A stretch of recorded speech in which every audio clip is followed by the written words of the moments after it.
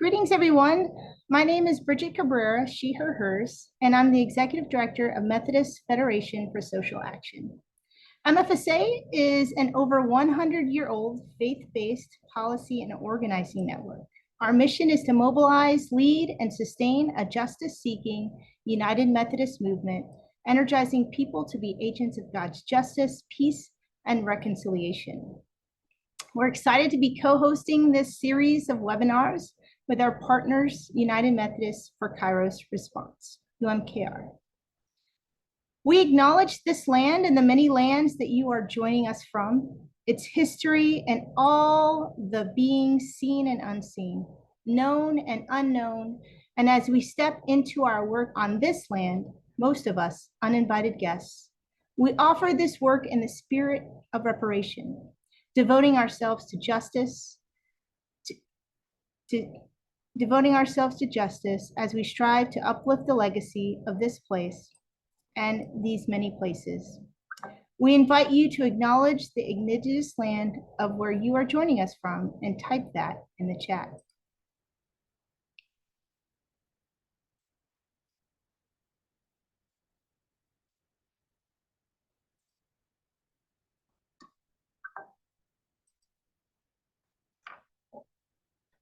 A few announcements concerning our call today.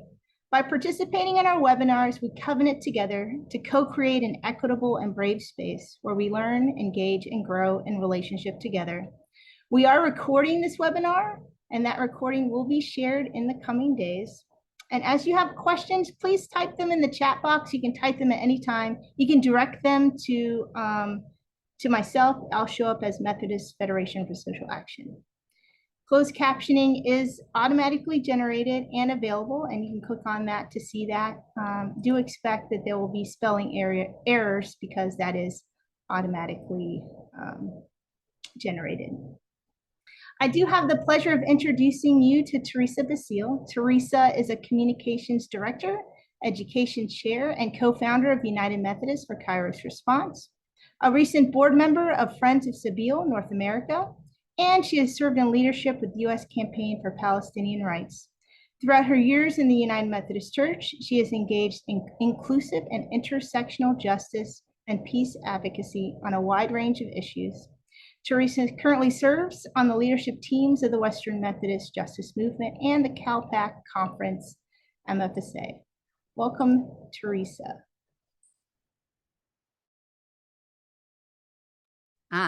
Thank you very much, Bridget. That was a lovely welcome. And it is wonderful to see you all here today. Thank you for being with us.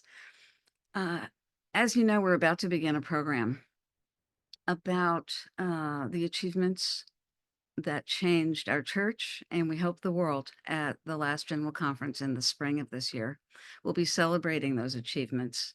But before we move to that program, I think it's important to acknowledge what's happening right now in Palestine, which is certainly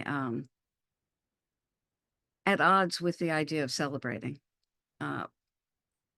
We know that the horrific genocide in Gaza is continuing unabated. And every day we are hearing about massacres of the very safe zones that Israel has told refugees to flee to for safety, schools and churches and mosques and hospitals, all areas that should be considered off limits for anyone in the world. And not to mention the very humanitarian workers who are meant to bring aid to those desperate people are being targeted. And the journalists and the media centers that could bring the truth of what's happening to the world. And all of this we know has the full support of the United States government, regardless of their calls, their empty calls for restraint. The U.S. keeps replenishing Israel's arsenal to carry out even more slaughter of innocents. And that slaughter we know has surpassed 40,000 people now killed outright by the military. And experts are estimating close to 200,000 have died due to injuries and famine and disease. And of course, that number is going to continue to rise. And in the West Bank, now we're also seeing heightened violence, a worse assault than they've experienced in 20 years. And settlers are rampaging weekly without any restraint by the government. In fact, these vigilantes are being armed by the government. And all of this horror and this violence that we're hearing about there, I think for many of us, it could make the efforts we do at organizing in our denomination and passing legislation at events like General Conference seem irrelevant or unimportant. But that isn't all that we do. For 11 months, we've been advocating and protesting and writing and calling for a ceasefire in Gaza and for access for humanitarian aid and for the release of hostages and political prisoners, and for an end of the siege on the West Bank. But we know that while all of that is going on and we're doing that, we also need to keep doing our organizing for the long-term goals. We need to change hearts and minds in millions of people throughout our denomination and throughout our societies. And that's what we can do with this other kind of organizing that we're celebrating today in the first part of our webinar. It does make an impact on thousands of United Methodists in our denomination, and through the public witness of our church with these things we did at General Conference, we're also making an impact on millions of people in our society. And that is the context and the purpose for the General Conference achievements we'll be hearing about today regarding Palestine. So in the first part of our webinar, we're going to be focusing on legislation and action for Palestine and Israel at General Conference. The first thing we will hear about is original legislation that UMKR developed and submitted to General Conference along with our partners in MFSA and the Love Your Neighbor Coalition.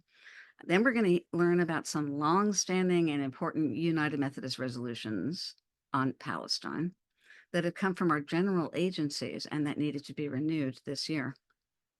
And then we'll close part one with a look at some other actions that made Palestine a prominent theme at General Conference this year. And then in part two, we will hear about other history-making and church-transforming legislation from General Conference about regionalization and the revised social principles and ending the United Methodist Church's discriminatory policies toward our LGBTQ siblings. So for our first presentation, we have Lisa Bender. She is a co-chair of the Steering Committee of United Methodist for Kairos Response. She also leads UMKR's Boycott and Divestment Committee, and she serves on the leadership team of the Love Your Neighbor Coalition. Lisa retired after 18 years as the executive secretary for the Director of Connectional Ministries in the Susquehanna Conference in Pennsylvania, and she continues to serve her conference in several boards and agencies. She was a delegate to General Conference in 2012, 16, 19, and this year, 2024. And Lisa's going to be presenting for us, as I said, those major pieces of legislation related to Palestine that UMKR developed and that we and our partners in MFSA and LYNC brought to General Conference. So welcome, Lisa.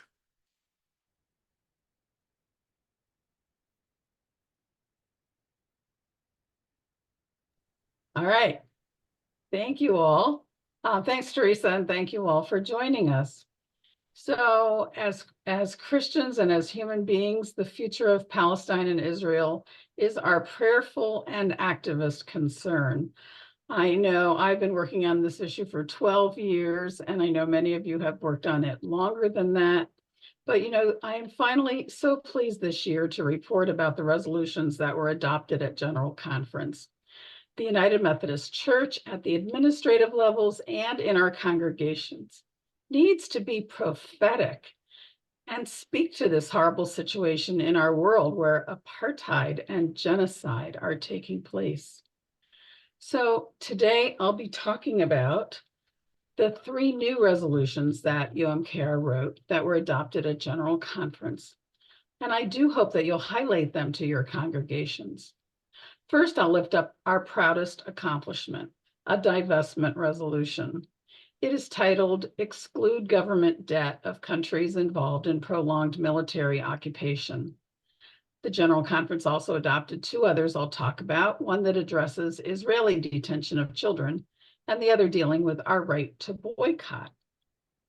So first, let me tackle the divestment of government bonds of countries maintaining prolonged military occupations. That's quite a mouthful. The term sovereign debt is also used interchangeably for government bonds because by purchasing government bonds, the owners of the bonds are paying for that country's debt. I'll be using the term government bonds as that's a little more understandable. So what does a country carrying out a military occupation of another people need money for? Well, for its military that are enforcing the occupation and for all the related aspects of keeping their foot down on a population that is seeking its freedom. Owners of that country's government debt are therefore complicit with the human rights violations done by that country. Now, international law allows countries to occupy land they've claimed by war for short periods of time. And during that time of brief occupation, the occupying force is required to care for the people it occupies, to provide basic needs, housing, food, education, healthcare. The occupying force is also forbidden to move its own civilians onto that occupied land. So when an occupation is prolonged and seems to be leading to annexation, it is then considered illegal under international law. Now, in the world at this time, experts in international law have identified 3 such occupations that have been in effect for 50 years or more. That's 50. And thus we call them prolonged. So they are Turkey, their occupation of Northern Cyprus, Morocco's occupation of Western Sahara, and Israel's occupation of Palestine.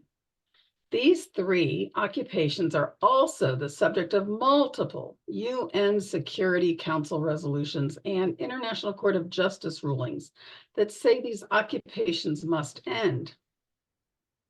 Now, the United Methodist Church has stated its strong opposition to Israel's military occupation for decades, as we will hear from Colleen Moore, who will speak later. What we've said in this divestment resolution is that United Methodist should not own or purchase the bonds in those governments. And this is the first time in the world that a Christian denomination has officially stated that its opposition to these brutal and illegal occupations is just so strong that we must put that opposition into practice in our investment policy. We must refuse to invest in the bonds of these governments, Turkey, Morocco, and Israel.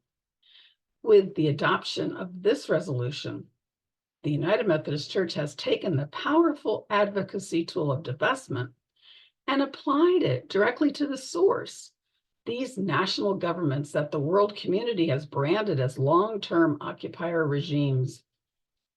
And remember that government bondholders are seen as supporting that government, even as it's violating human rights. And also the government bonds are financially risky in these conflict-affected areas. Now, as in many denominations, any of our resolutions, this one and others, are not absolutely binding on those who manage the church's investments. They are advisory. But they carry a powerful message to those managers that cannot be easily ignored.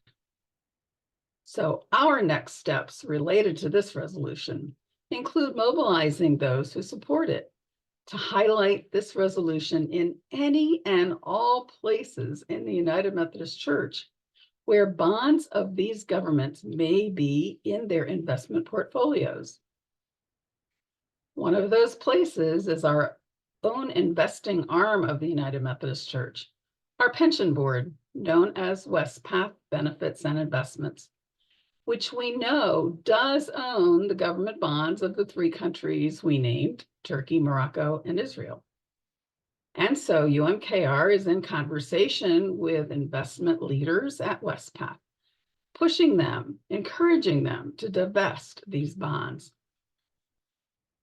If you are a pension holder with Westpath, if you're clergy or a lay employee of the denomination, we encourage you to contact Westpath and let them know that you support this resolution and encourage them to divest these government bonds. One way to do this will be through a petition that UMKR will create for clergy to indicate their support. And we'll share this petition with Westpath. So look for more news on that later this fall. And if you know any of the board members of Westpath, talk to them. They can also ask staff to carry out this divestment. UMKR is considering drafting a resolution that annual conferences could use to echo the call for this divestment from occupier governments. So you can also ask your church's finance leaders if your church holds any of these government bonds and help them understand why they should not. I have personally told my investment advisor to not include these bonds in my portfolio. And in addition, I gave them a list of companies that are complicit in Israel's occupation that I don't want to own. And you can do that too. So we plan to have a study guide about divestment for you to use that will also include these companies.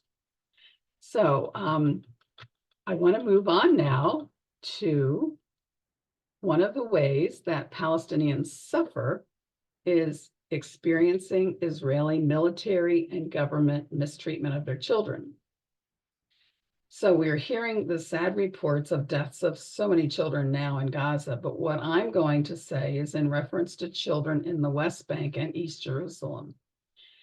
Each year, the Israeli military subjects 700 or more Palestinian children, ages 12 and up, to their notorious military detention and military court system that lack the basic standards for due process. The children are treated with brutality, tried in courts lacking minimum standards of justice, and sentenced to military prisons in cruel conditions. This happens regularly and is meant to scar the children for life, which it does. This treatment of Palestinian children is unconscionable, but many in our churches do not know that this happens. Thus, the reason for our resolutions. And there were two slightly different versions, but both were adopted.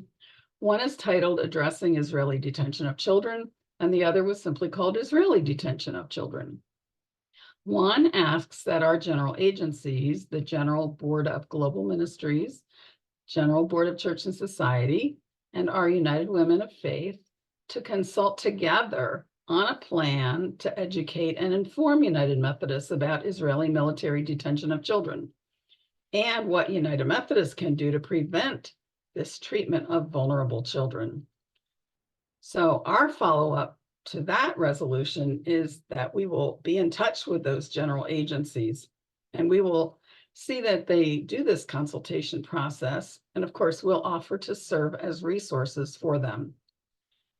And the second child-related resolution calls for the United States government to adopt legislation ensuring the United States does not finance Israel's military detention of Palestinian children. Such legislation has been submitted to Congress over many years, and the current bill is called House Bill 3103. It asks Congress to monitor how and where U.S. aid is used for destructive abuse of Palestinian human rights, and to stop those violations from being funded with United States taxpayers' money. So a way that you can follow up with this resolution is to sign the action alert, which I think will be being put into the chat, and it's from our website. It will send a message to your legislators asking them to support HR 3103. So I'd encourage you also to give this information to your congregation and invite them to do the action alert. UMKR will continue to build support for this bill in Congress and will keep you abreast of the progress it makes as it moves through the U.S. legislative system. Now, for the third topic of the resolutions that UMKR wrote for General Conference, this third topic was around our right to boycott. And that resolution is named Protecting the Right to Peacefully Address Injustice. In 1982, a Supreme Court case declared that citizens have a constitutionally protected right to boycott. But this is now being challenged by laws passed in 38 states and several other countries that seek to penalize or punish anyone who is supporting boycotts or divestment actions for Palestinian human rights. In many cases, including my state of Pennsylvania, state laws adopted under pressure from Israel lobby groups require anyone who wants a contract with their state government to sign a pledge that they will not engage in a boycott of Israel or related actions. You know, I find this very offensive. I have the freedom to boycott guaranteed by our Constitution. But now Israel lobby groups say I can't boycott Israel. These laws are unconstitutional. Others find these laws offensive as well. Some of the laws have been challenged in courts, and the challengers have won. This is a free speech issue protected by the First Amendment. Our resolution says, and I quote, "The United Methodist Church opposes any interference by any local, regional, or national government in our right to address injustice through nonviolent economic means," unquote. The church also urges all members and church bodies to contact local and national government leaders to advocate against the suppression of our rights and advocate that they be overturned. You know, as seekers of justice, we need to remember that boycotts have been excellent tools for social change, used by the United Methodist Church and other religious communities for decades, even centuries. As early as 1791, our founder, John Wesley, supported a boycott of sugar as a way to protest the evils of slavery and the slave trade. In recent years, the United Methodist Church has supported boycotts related to apartheid in South Africa. We boycotted the Nestle company because of its marketing of infant formula to developing countries. We boycotted Taco Bell for its treatment of workers. The list could go on and on. Now, this may be news to you, but the United Methodist Church also calls for a global ban or boycott on products from Israeli settlements in occupied territory. And Westpath has put 5 Israeli banks on a no-buy list due to violations of Palestinian human rights. So how are we going to follow up with this one? Well, with recent efforts by universities to stop students from protesting Israel's war on Gaza, we have reason to be very concerned about our constitutional rights, especially those related to free speech. So UMKR will consider a future resolution for annual conferences to indicate our support for those participating in demonstrations. You can learn more at our website where that particular resolution can be found. There's a lot more information. One other thing you can do is join a coalition in your state that might be working on stopping or repealing these laws. We know that in New York State, for instance, there is a Freedom to Boycott Coalition. And I believe that in other parts of our United States, there are groups working together to try and stop or overturn these laws. So to recap, 3 topics UMKR presented to General Conference were adopted. And now it's up to all of us to be sure that our churches learn about these positions. UMKR is here to help, so just be in touch. Thank you.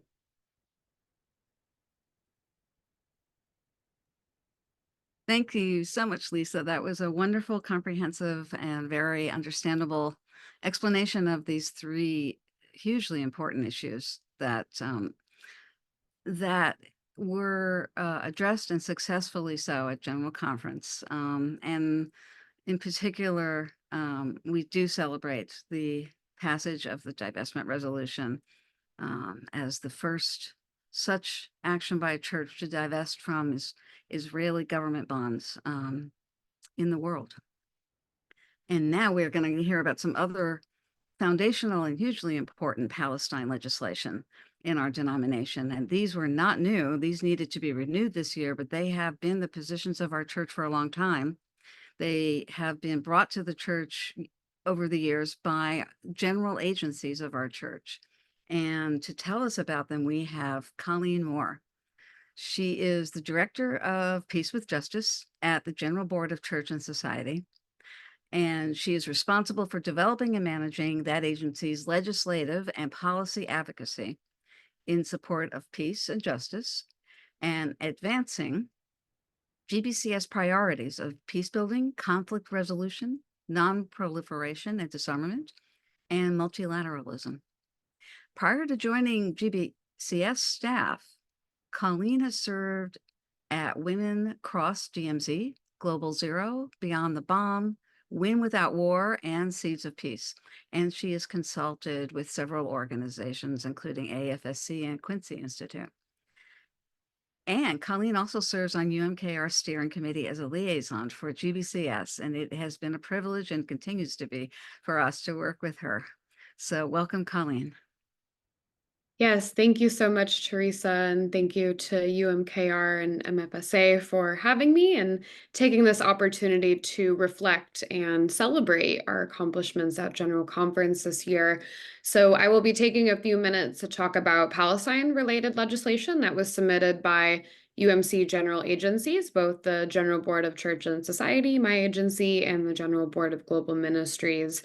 So first, I'll overall mention that all of these petitions I'll be talking about, and also the ones that Lisa talked about, and a lot of the other priorities we'll be talking about tonight as well, passed with overwhelming support. The resolutions I'll be talking about, they all passed out of committee either unanimously or near unanimously, meaning it went on the consent calendar on the plenary floor. So multiple petitions were voted on at once.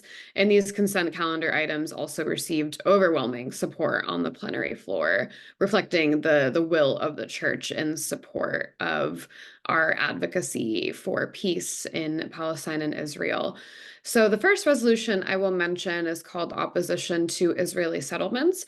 This is really the bedrock resolution of the United Methodist Church on Palestine, as it describes the conditions of the Israeli occupation and states the church's position, which is, and as I quote from the resolution directly, the United Methodist Church opposes continued military occupation of the West Bank, Gaza, East Jerusalem, and also the Syrian Golan Heights, the confiscation of Palestinian land and water resources, the destruction of Palestinian homes, the continued blockade of Gaza, where over half the residents are children, the military detention of Palestinian children, often without trial, the continued building of illegal Jewish settlements, and any vision of a greater Israel that includes the occupied territories and the whole of Jerusalem and its surroundings.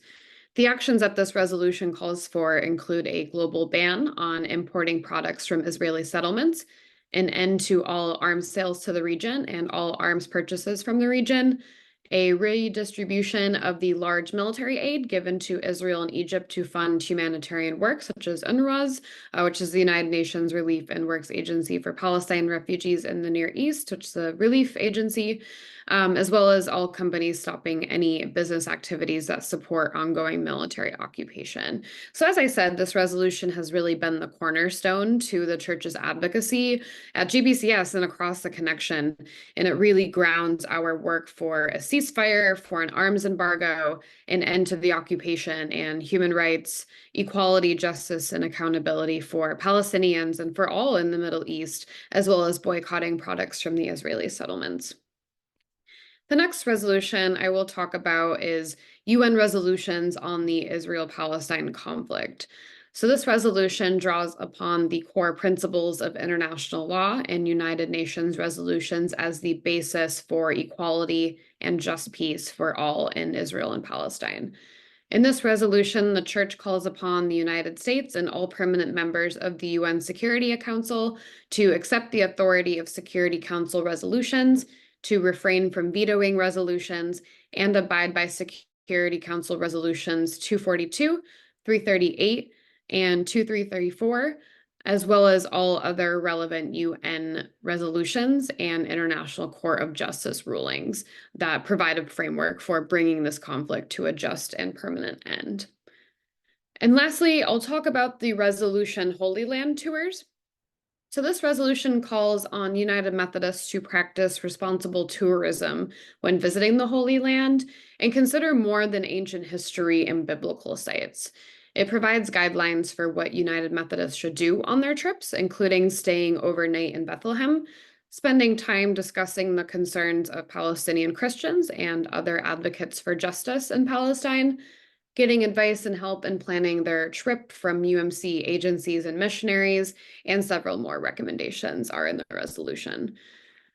Palestinian Christians have long implored their fellow believers around the world to come and see the reality of their lives under military occupation. This resolution urges all United Methodist leaders to hear that urgent call and to plan their tours in the Holy Land with the intention to see and learn about current conditions there and to use well this unique opportunity to share in the vocation of peacemaking. And I'll just add that I traveled to the West Bank and Jerusalem earlier this year with Presbyterian Church USA's Israel-Palestine Mission Network, and we were hosted by Sabeel in Jerusalem, which is one of the trips that abides by this resolution, along with some other tours that you can learn about taking. And I can't emphasize enough the importance of this Holy Land Tours resolution, as people need to see the full situation with their own eyes, and not only come and see, but go back to their home countries and go and tell their family, their friends, communities, elected officials about what they saw and about the Palestinians they met with and their stories. And it's so pivotal for people to spend time overnight in Bethlehem and talk with Palestinian Christians there, and also support the people of Bethlehem with where and how they're spending their money on food, hotels, souvenirs. I can tell you, being there just a few months ago, that tourism is so down in Bethlehem and the shopkeepers are really hurting. And so many tours, some of these Holy Land tours might just pop over to Bethlehem for a day to see these ancient biblical sites and not actually spend time or your money there, which is why this resolution is so, so important to adhere to ensure that you are hearing from and supporting Palestinian Christians and getting their narrative and their perspective. So overall, there's so much to celebrate about these resolutions that pass at General Conference. I can't overemphasize how important and how much we should be celebrating that these resolutions not only pass, but pass with overwhelming support, because it reflects the will of the church to continue our steadfast advocacy, but also just want to name that there's so much work ahead of us to follow through on these commitments. And as Teresa said at the beginning of this call, amidst this genocidal violence that Israel is committing and the continuing conflict in Palestine and Israel. So we definitely need to stop and reflect and celebrate and continue on our advocacy. So with that, I will pass it back to Teresa. Thanks so much. Thank you, Colleen, for those words of wisdom and for bringing us those excellent resolutions that you and other staff successfully ushered to passage at General Conference. We are so grateful to our general agencies for the leadership that both GBGM and GBCS staff have shown for decades on this issue. And as you said, these have been the foundation of United Methodist advocacy for Palestine for so long before UMKR even existed. All right, well, we are going to look at just a little bit more of what happened at General Conference regarding Palestine, in addition to all the legislation that we just heard about.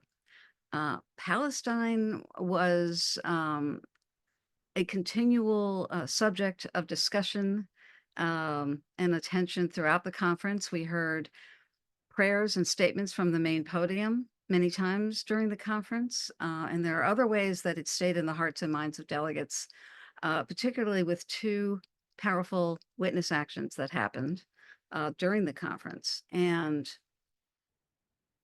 I want to bring you tiny excerpts of videos we have of those actions. We will have The full videos of those, in addition to the video of this webinar, all together on one page on our website after we get this webinar posted. So you're just seeing the tiniest little bit of what we have of recordings of those actions. The first one is not the first one that happened at General Conference. I'd like to show you first one that UMKR did not organize, but we supported in a very big way. Students of our seminaries, United Methodist seminaries across the country, wanted to organize a vigil for Gaza. It was deeply on their hearts that they needed to do something specifically about the genocide happening in Gaza. And that is what this is a short clip of. These were students from many schools, United Methodist seminaries across the country. And the schools that are represented here that you're about to see include the Wesley Theological Seminary in Washington, D.C., Candler School of Theology in Atlanta, the Methodist Theological School in Ohio, Garrett Evangelical in Evanston, Illinois, Boston University School of Theology, Duke Divinity School in North Carolina, Union Theological Seminary in New York City, and Drew Theological Seminary in New Jersey. So let me make this transition to sharing my screen with you. And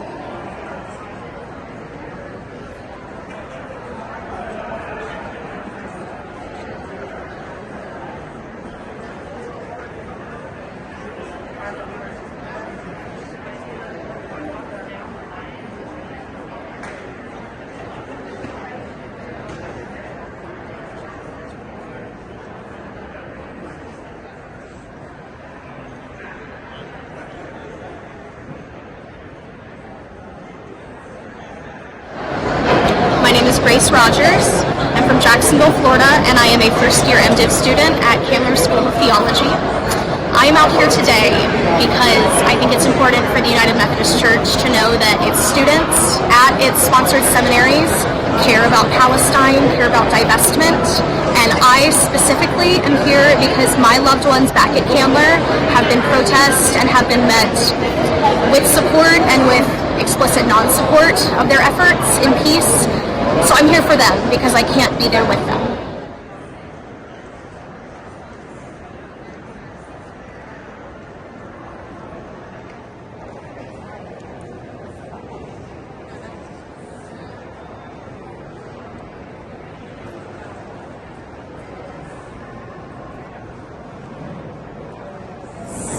Solidarity is a love language. Resistance is a love language. Yes.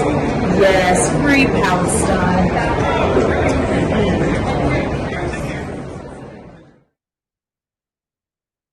you heard right at the end of that, a woman speaking, and that was a spontaneous statement of solidarity from one of the many people who witnessed this action.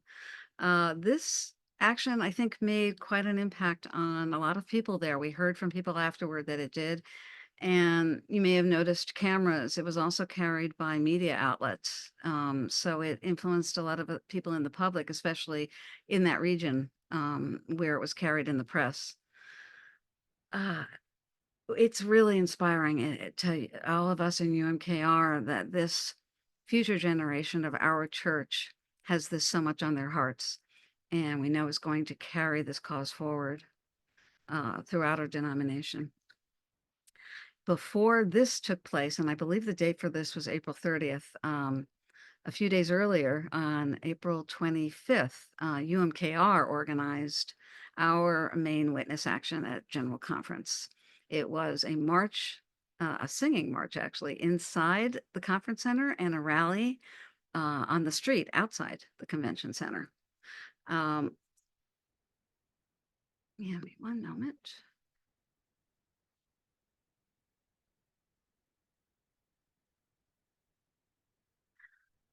I want to give a big shout out to Paula Roderick, who was the major organizer of both the march and the rally.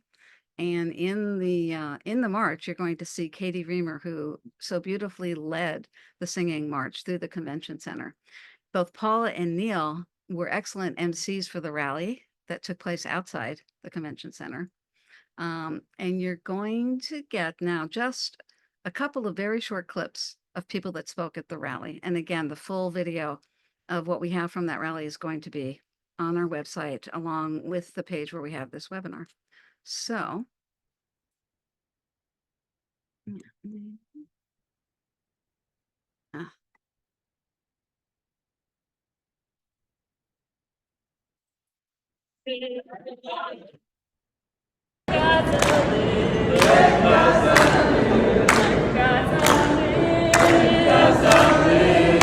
us right now.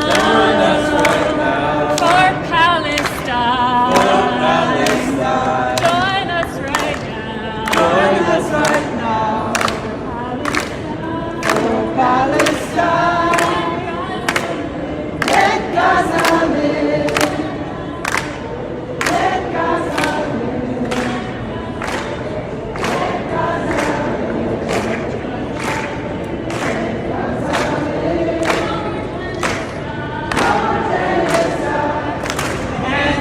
won't be silent anymore. Somebody killing our children, and it's gone on. Far too long. It's gone on. Far too long. Yes, it's gone on. Far too long. Genocide. No more genocide. No more genocide. No more genocide. No more genocide. No more genocide. Let Gaza live. Let Gaza live. Somebody's hurting my sister, and it's gone on. Far too long. Oh yes, it's gone on. Far too long. Oh yes, it's gone on. Far too long. And we won't Be silent anymore. and we won't Be silent anymore.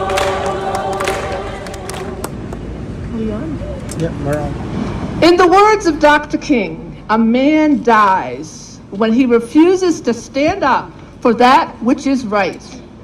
A woman dies when she refuses to stand up for justice. A woman dies when she refuses to take a stand for that which is true. We know those words from Dr. Martin Luther King, and he spoke those prophetic words to encourage people to take action. Good afternoon. My name is Paula Roderick, and we are gathering here to consider what does justice look, feel, smell, and act like for Palestinian brothers and sisters. I want to thank United Methodist for what you are doing here in this conference. But I want to say, this is not enough. You can do more. Amen? Yes, please do more. How many more Palestinian children in Gaza has to be killed before you act aggressively? Isn't 15,000 Palestinian children killed in Gaza? Isn't that enough? How about in 2023, it is still happening. Apartheid is not right. My brothers and sisters, there's something that made apartheid South Africa fall. It was when the world began to see that apartheid is bad. They divested. They boycotted apartheid. They sanctioned apartheid. And that is what makes apartheid come to the end. United Methodist divest, sanction, and remove your money from making your brother suffer. Our dollars that we pray on every Sunday, that we pastors raise our hands and put to the cross, you take those and then invest them in apartheid. What a shame. I'm speaking to you as an Israeli and as a Jew, and I'm asking you and I'm begging you, please stop the supply of weapons, stop the supply of arms, stop the supply of money, stop the impunity, stop the diplomatic support, stop enabling Israeli crimes. They are not helping us, they are killing us. These crimes are crimes that are unforgivable. These are crimes that we will have to live with the consequences of these for many generations to come. In the name of the future of these two peoples in this land, the Holy Land of Palestine, of Israel, we need to make it stop. Well, as I said, that's just a few clips, and we had a number of other remarkable speakers in this rally. One of them is with us today, Colleen Moore. Colleen, I'm sorry we didn't have a clip of your extraordinary, impassioned speech to the crowd that day, but people will get to see that on the website. We also had Enger Muzatakev, who is staff at the United Methodist General Commission on Religion and Race. We had Khalid Hajizi, who's a Palestinian and a longtime organizer right there in Charlotte, in his own community, and in particular with churches in the Charlotte community. You saw Lloyd Nierota. We heard from Paula at the beginning. We also had Suanne Ware Diaz and Ragiv Rain, two prominent leaders in the Native American caucus of our denomination. And I may have missed a couple of others. The rally was closed out by Bishop Hope Morgan Ward, who beautifully closed us with a call to everyone there to pledge ourselves to keep striving for justice and peace in Palestine and Israel. And close to a dozen other United Methodist bishops who attended the rally stood with her at the front in solidarity at that closing call for action, which was one of the most gratifying things I think about the rally, to see the witness of support and solidarity from our bishops. So that is our presentation of what happened at General Conference related to Palestine. There were some other things I missed probably, and including our booth and our wonderful volunteers, of whom we had a couple of dozen that we are so grateful to, and who made all of these things possible. But now we're going to move to some of the other historic and headline-making actions that happened at General Conference. The first thing that we're going to hear about is the extraordinary changes in policy of our church regarding our LGBTQ members and clergy. And to bring that to us, Bridget Cabrera will be presenting. Bridget is the Executive Director of Methodist Federation for Social Action, and she is truly a mission-driven leader who is committed to building strong teams and powerful partnerships in our church. Bridget has served as Deputy Director of the Reconciling Ministries Network. She's a leader in the Love Your Neighbor Coalition, and she has served as Executive Secretary for National Ministries with United Methodist Women, which is now United Women in Faith. For decades, RMN and MFSA have mobilized the church for the goals of full LGBTQ inclusion and equality in the life of this church. Having served in leadership at both RMN and MFSA, Bridget is an ideal person to bring us these achievements of those goals at General Conference this year. So welcome, Bridget. Thanks, Teresa. General Conference delegates, by sizable majorities, voted to remove the discriminatory language and policies that exclude our LGBTQ plus siblings from the life of our church. We have been in a 52-year-long struggle for LGBTQ plus inclusion in this denomination. And that is only the struggle where it's been codified in our denomination. It goes further beyond that. Another struggle that has forced our United Methodist Church to consider what kind of church we want to be.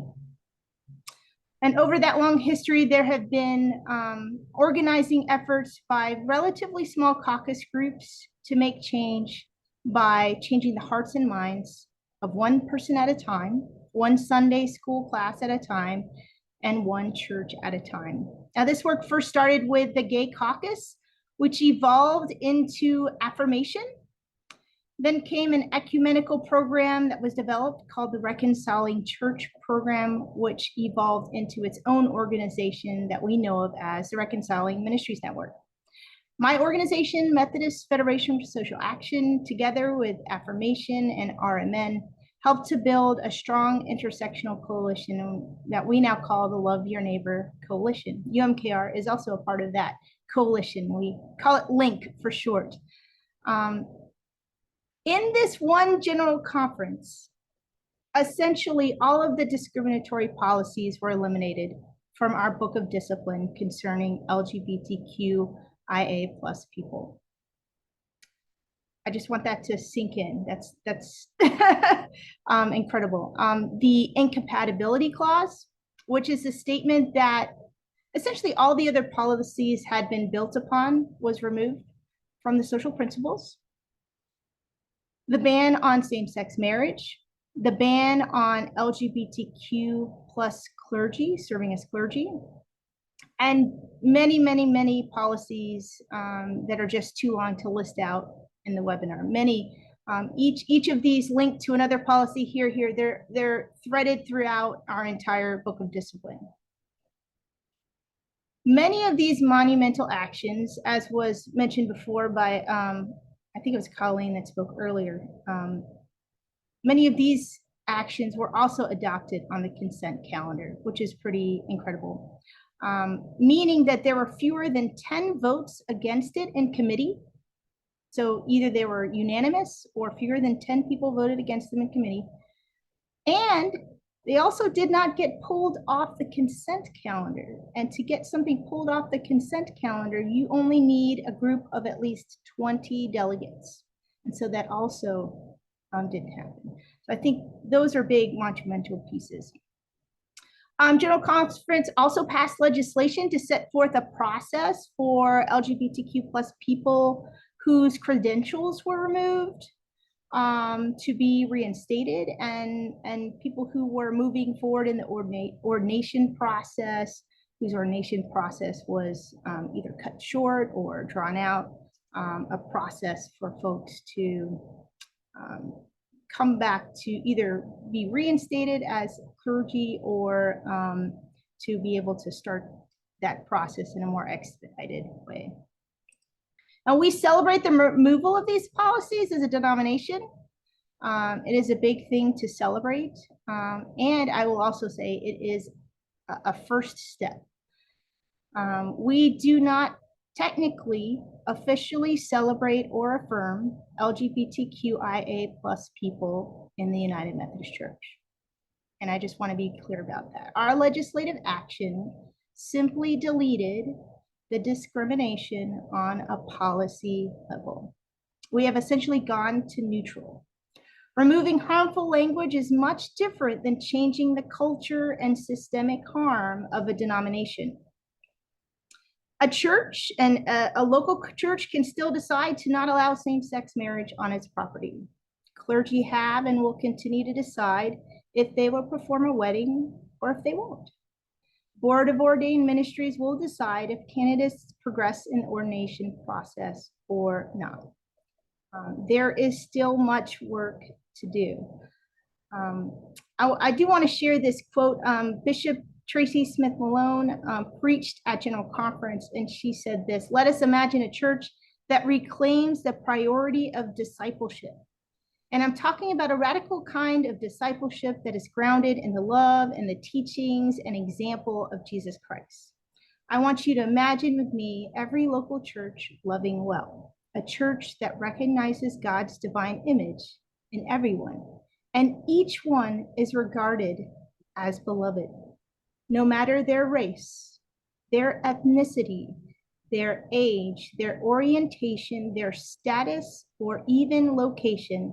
Let us imagine a church where nobody is marginalized. And I want to say that is essentially the work ahead of us. We have removed these policies that kind of held us back from in the denomination, And the big step is implementing them. So at a denominational level, there's no longer kind of a bar from access. And also it will mean a lot of work at the annual conference level, district level, organizing around local churches as well, to also see that this legislation is carried out in all of these places, and also that we're working to continue to change hearts and minds, and continue to organize to change the systemic practices of our denomination. And I'll throw this back to Teresa. Thank you. Fantastic. Thank you, Bridget. That really is extraordinary. That the struggle of half a century has culminated in the achievement of the end of these discriminatory policies. And we also heed your words about this just being the beginning. And we still have work ahead of us. And next we are bringing back Colleen Moore of GBCS, and she's going to present for us the revised social principles that were adopted at General Conference.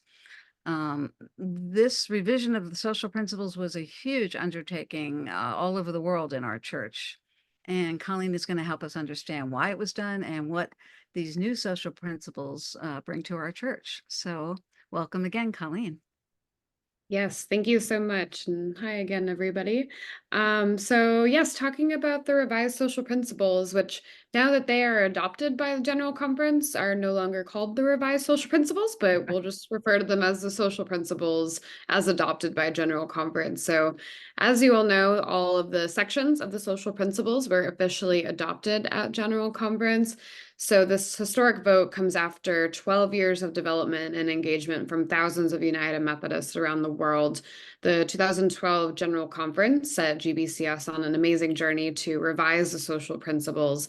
So statements on urgent matters of peace and justice and the integrity of God's creation are clearer, more concise, more deeply theological, and reflect and speak to the realities across our worldwide connection. More than 50 participants served on the writing teams to revise the social principles. Members came from the 5 U.S. jurisdictions and 6 central conferences. More than 4,000 United Methodists offered feedback on preliminary drafts. The team received over 2,500 online responses, and over 2,000 people participated in the public conversations that were convened across the global connection in an 8-year span. So the social principles is a globally relevant document with strong theological and biblical grounding. The revised document's global perspective is a resource for mission and ministry, equipping churches to do ministry in their local context. The principles are aligned with references to the United Methodist Book of Discipline and are biblically grounded. The process created a more globally relevant and coherent document. And this is really a document for the whole church, for Sunday school classes, Bible studies, preaching from the pulpit, and teaching and seminary classes. So reflecting the church's convictions, the revised social principles document has 4 main sections. So that's community of all creation, social community, economic community, and political community. So the social principles really embodies the heart of the social creed by continuing to address today's important issues facing communities and individuals in a practical way. This document stands in the Wesleyan method of theological development based on scripture, along with tradition, reason, and Christian experience to live out the gospel in every arena of life, which is the Wesleyan quadrilateral. For each area, Wesleyan quote and scriptural reference grounds the section, as well as a reasoned experience understanding of the topic. So on some of the main changes from the previous social principles, the 6 sections were condensed into 4. Previously, the World Community section isolated global issues into 1 section, and United Methodists urged integrating the topics from this section into the others. And the number of sections was reduced from 76 to 51 subsections. Just some changes on the specific sections. In the Community of Creation section, the writing and editorial teams added language about Indigenous peoples in the sections Environmental Racism, Food Justice, and Affirming Science and Traditional Wisdom. In the political community section, new language on extrajudicial killings was added because it speaks to contexts where political acts are practiced by governments, included but not limited to the Philippines. The writing team also added a new section called Colonialism, Neocolonialism, and Their Consequences, based on conversations with Africa and the Philippines. In the economic community section, feedback from communities on the African continent, the Philippines, and Eurasia urged adding new language in poverty and income inequality that rejected the prosperity gospel teaching that the accumulation of wealth was a sign of God's favor. And then finally, in the social community section, language was added on inheritance rights and widows, as African United Methodists expressed concern about denying inheritance rights for vulnerable women, children, and grandchildren upon the death of the husband. So overall, the adoption of these social principles at General Conference was so historic, and as Teresa, you mentioned, was a very long process and just such an amazing journey that it took GBCS on. And we should really celebrate that and the fact that these passed so overwhelmingly, both in committee and on the plenary. So not only celebrate that, but to push everyone across a connection to use, promote, and bring these social principles to life in their context all over the world and however it makes sense in their local context. So thank you so much. I'll pass it back to Teresa. Thank you again, Colleen. That was a great presentation of some of the highlights of the social principles, which we will no longer call revised. I think it's a valuable thing that we did this, and particularly appropriate at this General Conference, because it was another way that we moved into a more decolonial framework for our church, in the way that we do church, for the kind of church we are, because it involved the voices of so many United Methodists around the world to shape the social principles that we adopted this year. And that was a big theme, huge theme at this General Conference, decolonizing our church and becoming a decolonialist body, denomination. And one of the biggest ways, maybe the biggest way that we did that, was with regionalization legislation. And that is the last specific topic that we're going to hear about now. And last is definitely not least. In fact, we're closing with that because we really want that to resonate with you and for you to hear what is needed next on this important legislation in our church. And to present that to us, we have Reverend Israel J. Alvaron, or Izzy, as many of us know him. He is the convener of the Christmas Covenant leadership team. The Christmas Covenant is the name for the original legislation for regionalization in our church. And we also use it as the name for the movement that has mobilized that vision throughout the denomination. Izzy is an elder in the California Pacific Conference today, and he has served in various ministry settings as a pastor, a youth minister, faculty at a UMC University and Seminary in the Philippines. He's a longtime activist, and he has extensive experience in community organizing for workers. He's currently serving as an organizer with Reconciling Ministries Network, RMN. Prior to joining RMN, he served as the national organizer for economic justice with the General Board of Church and Society. So Izzy will be explaining to us what regionalization is, what it can do for our church, and what we need to do to see it become a reality. So welcome, Izzy. Thank you very much. Thank you very much for the opportunity to share with you this new polity for the church called worldwide regionalization. So I'll ask Bridget if you could share the slides. There you go. You probably have heard about the Christmas Covenant, or if not, you've probably heard about worldwide regionalization from your bishop or from your district superintendent. So I hope that after this time together, you will know more about this exciting opportunity to restructure our denomination, to decolonize our structure, to decenter those that are in power, usually at General Conference, and give everybody equity in terms of legislative power. So next slide, please.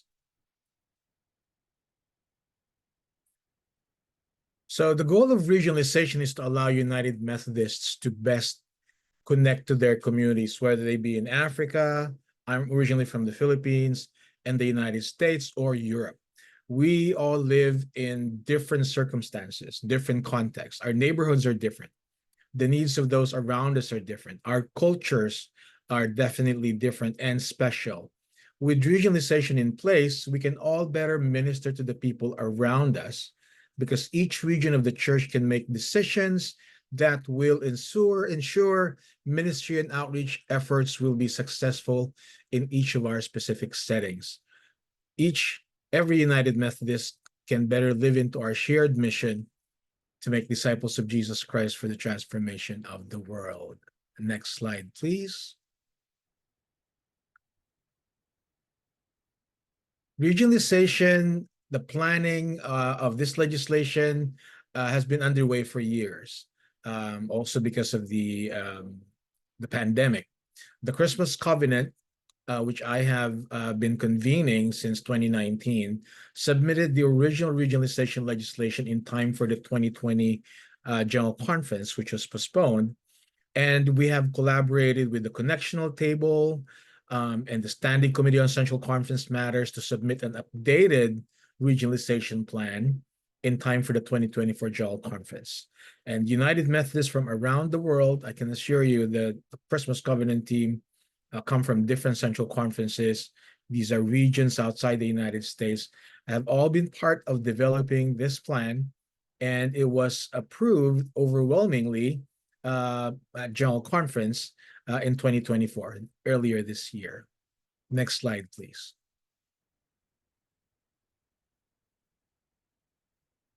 Regionalization creates equity. That's one of the goals here. It will every region of the church will have equal powers to do ministry, to enable them to do ministry in their own contexts. All parts of the denomination will be equal, which will help us build trust in each other as we continue to work and minister together. We will have the same rights and privileges.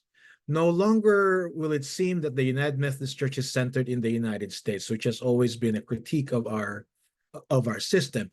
Well, because the United Methodist Church started in this country, then went out and did mission, but now our work outside the United States has grown so much that we need to have a conversation about how we're going to be doing church together. Regionalization also dismantles colonialism, as all parts of the denomination embrace their autonomy, and regional conferences will all stand strong on equal footing. Next slide, please. The worldwide regionalization legislation proposes to change the names of the existing central conferences. These are regions outside the church, into regional conferences. It would also create a new U.S. regional conference, enabling the UMC in the United States to decide on specific U.S. matters. It will have the same powers and duties as all other regional conferences. And an interim regional committee will ease the transition as the U.S. regional conference prepares for its first meeting, assuming that we do ratify the amendments, but we will get into that later. The 5 U.S. jurisdictions will continue with a committee formed to study the future of those jurisdictions and perfect this new plan. Next slide. United Methodists will continue in mission together around the world. All regional conferences share the same constitution, doctrinal standards, and our theological task, the ministry of all Christians, and the social principles, all enacted by General Conference. These are going to be in our general book of discipline shared by all. These are not adaptable by regional conferences. Next slide, please. It's important to note that regionalization does not change what all United Methodists believe. Our beliefs are at the center of everything we do. They are what ground us, unite us, and lead us forward. These are all in the Book of Discipline. This will not change. These are in our Articles of Religion and Confession of Faith. The updated Book of Discipline and Book of Resolutions will be available by the end of this year.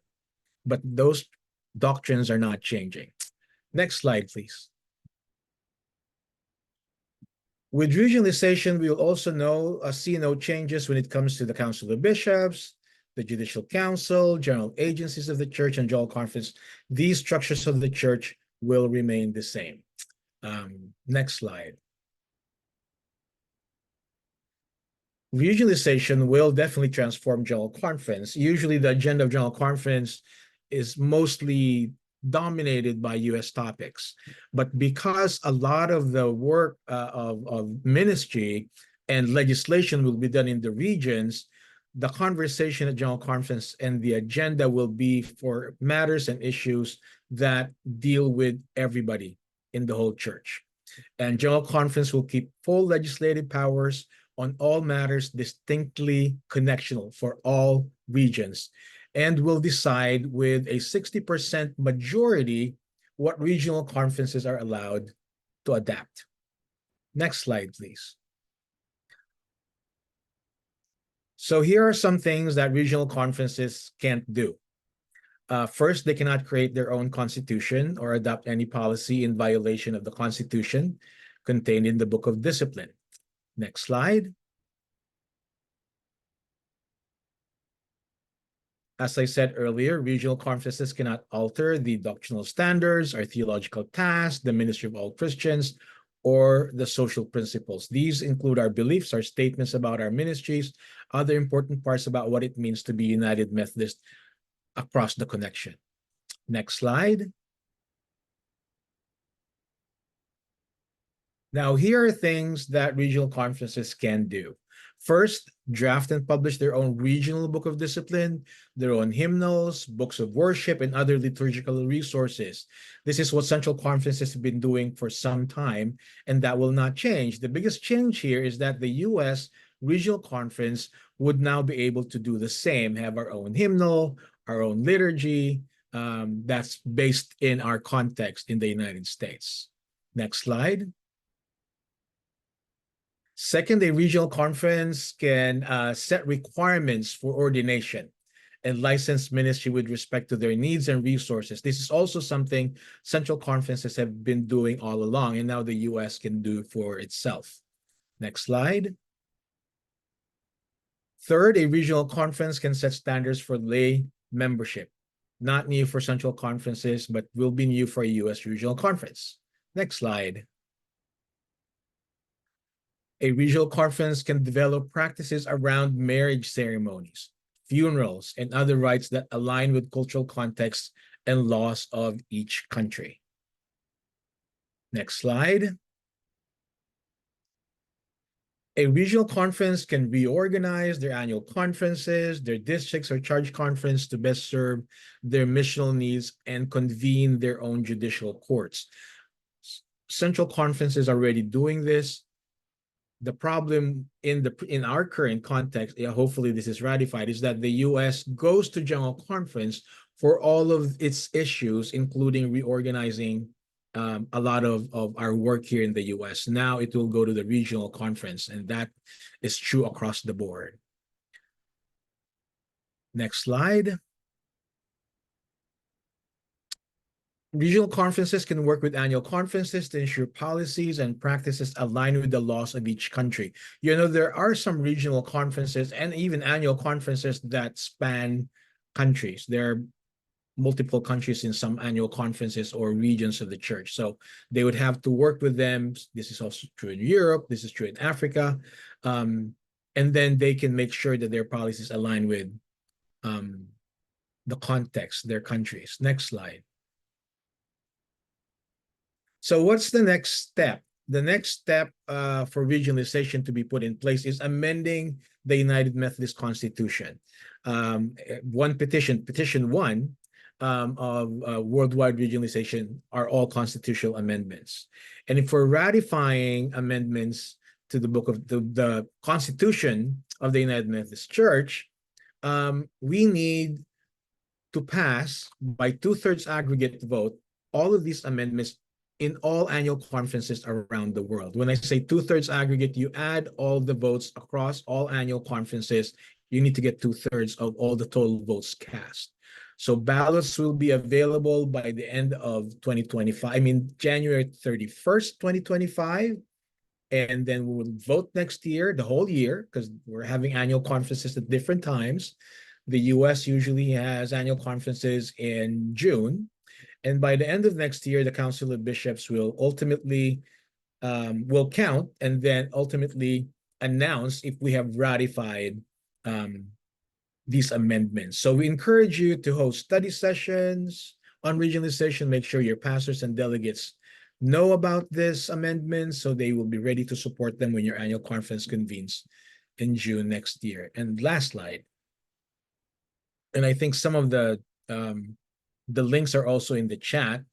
If you have any more questions, the links are there, and you can contact the connectional table. You can also connect with me at RMN. We still have the Christmas Covenant team that has turned into a ratification team that meets monthly. We meet every Tuesday morning, second Tuesday morning of the month. So if you have any questions, we'll be ready to answer after this Q&A. Thank you so much. Thank you. Thank you, Izzy. That was a wonderful, comprehensive, and again, very accessible, easy to understand explanation of regionalization and what it does and does not do in our church. Obviously, we have our work cut out for us if we want to see this adopted around the world in the United Methodist Church. So some very big next steps that Izzy has just laid out for us for this legislation. And we also heard from Bridget about what is needed to build on what was accomplished for LGBTQ inclusion and equality in our church. She made the very strong and good point that this legislation was just a first step. Our church does not yet affirm LGBTQIA plus people. We've simply gone to neutral, as she's put it, removed the negative language, but changing the culture of the church is a much bigger task and takes time. And that is the work ahead for us. So presumably we will be hearing more from MFSA, RMN, and others about how can we implement the import of this legislation to change hearts and minds in our congregations and make sure that discriminatory policies and practices are actually eradicated from our conferences and our congregations. And finally, going back to the beginning, we have all of the Palestine-related legislation, and there was quite a bit. We're going to have a question coming up for Colleen about some of that, but jumping past Colleen to Lisa's presentation, Lisa gave us a number of things that we can consider as next steps. In particular for divestment, we can be contacting Westpath ourselves, and you are going to have an opportunity to do that through UMKR to let them know that you support and believe in, and along with thousands of other United Methodists, this divestment resolution that passed, and would like to see Westpath follow through on it. We can also ask our annual conferences and our own congregations to divest of their investments, which many of them do have. And UMKR is going to come out with a guide on a variety of ways that we can, in our own locales and working with others in the church, can pursue divestment. That will be part of a larger collection of study resources, study and action resources that we are going to be publishing this fall for the Palestine-related legislation that was adopted at General Conference. And that will include all of that legislation, UMKR's and the general agencies legislation, just to help people understand the importance of what is in those, to unpack them, do a bit of studying, embrace them as a congregation and as a conference. So we will make a big announcement when we are publishing those materials, and you will definitely hear about it. We have next steps also for the Palestinian children. You saw in the chat, and you can find it on the homepage of our website, an action to contact Congress about an important piece of legislation that defends the rights of Palestinian children and families, legislation in the U.S. Congress.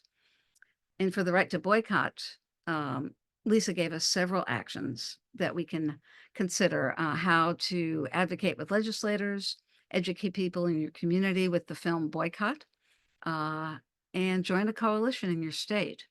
And you can find a lot of information about that on our website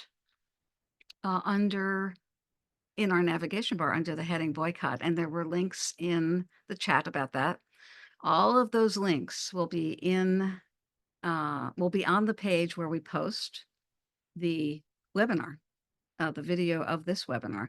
And that will be true for MFSA and UMKR on our websites. And we also post these videos on our YouTube channels. So they will not be hard to find. All right, friends, that brings us to the end of the formal program.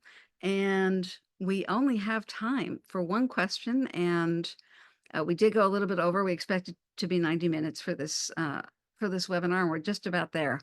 And the primary question that we have had is, excuse me, I just lost it. No.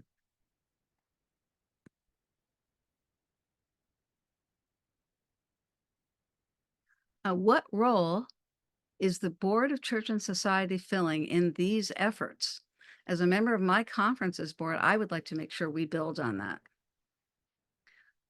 And I'm going to add to that one with this other question. What resources are available for local churches to study and become familiar with the social principles? And Colleen, we're sending those to you. Yeah, of course. Thank you so much for these questions. Well, on the first part of it, what role GBCS is playing, yeah, certainly carrying out the commitments named in these resolutions that passed. Specifically on the Palestine resolutions, we are first and foremost carrying out advocacy efforts. So encouraging members of Congress to support a ceasefire and an arms embargo and other related efforts. Like I know Lisa mentioned earlier, a bill addressing Israeli detention of children. We're part of larger faith and secular coalitions in DC that are working together strategically to pressure our government on these issues. Like we're part of Churches for Middle East Peace that works for prophetic witness for peace in Palestine. For example, we held a prayer vigil on Capitol Hill on the day of Prime Minister Benjamin Netanyahu's visit to DC back in July, alongside continuing to pursue this congressional work.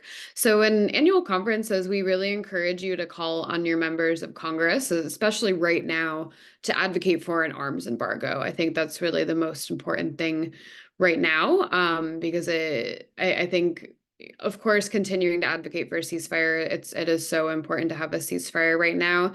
But as we know, the U.S. as a negotiator in this, they're not exactly a neutral negotiator. So the biggest thing right now is the arms embargo.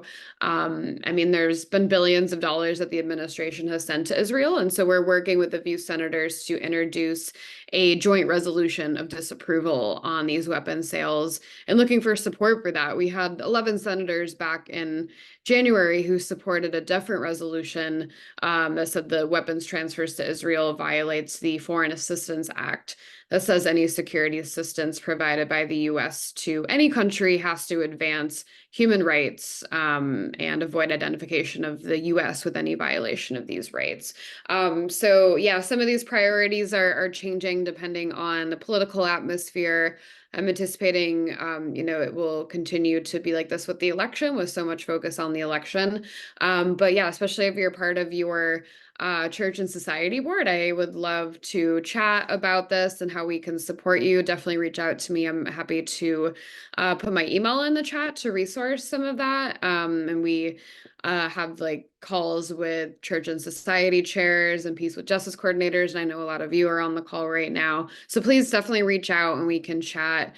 And I think the other part of this, especially after returning from Palestine earlier this year, I think one of the most important actions you can take is considering where the money goes. I mean, part of the opposition to Israeli settlements resolution is asking all companies that profit from or support settlements through their business activities to examine these and stop any business that contributes to serious violations of international law, promotes systemic discrimination, or otherwise supports ongoing military occupation. So I think education within your conferences and within your churches is really, really important on your financial decisions and where you decide to buy your products, as well as supporting and engaging with the boycotting of these goods that are emanating from illegal settlements, on top of what Teresa was talking about with divestment as well. So on all of these items, please reach out to me if you'd like resources. I can pop my email in the chat. And then on the second part of it with these social principles, I I think there was a link put in the chat. I'm happy to share that again. We have a whole page on our website with resources on the social principles. But I will say, so they are not officially the social principles of the church right now. They become officially used by the church in January. So please come back to our website in January. We'll actually have a lot more resources on our website. But in the meantime, I can put this resource page from our website. And so a lot of these kind of turned the revised social principles language that we had in some of the resources before General Conference and kind of turned them into post General Conference resources that you can use in your conference. But yeah, I promise that we will have even more resources to share when they become the official adopted or the official social principles in use in January 2025. Thanks. Wonderful. Thank you, Colleen. That was really helpful. I hope that answered the question of the person who asked it. And I would invite any of the speakers that want to put an email address in the chat to do so, and people can contact you with further questions. And also you can contact us directly, email UMKR or MFSA and ask us how to reach these folks, and that if they prefer not to put their address in the chat, and yet they are doing that. Great. So thank you all very much. You were tremendous speakers. Thank you all for being here. And I'm going to turn this back over now to our host, Bridget Cabrera. Everyone, thank you so much for joining us this evening. This webinar was recorded, and that recording will be made public in the coming days. Often they're also shared in our newsletters, so kind of stay tuned for that.